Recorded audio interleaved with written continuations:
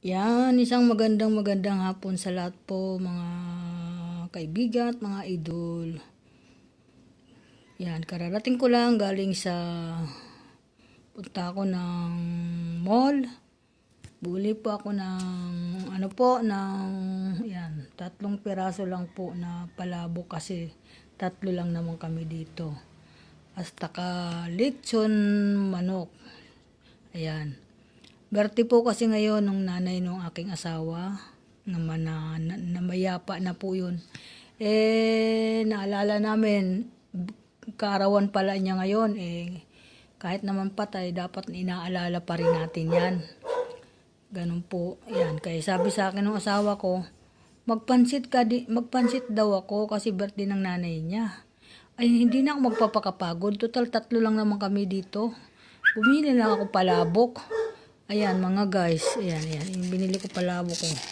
Ayan lang po, yung binili ko, tig-isa kami. Yung anak ko, saka kami 2 mag-asawa, ayan. Pwede na po yun. Makakakain na po kami yan. Ayan po, okay na po yan. Ay sa magpansit ako na hindi mo maubos, mapapanis lang, sayang naman.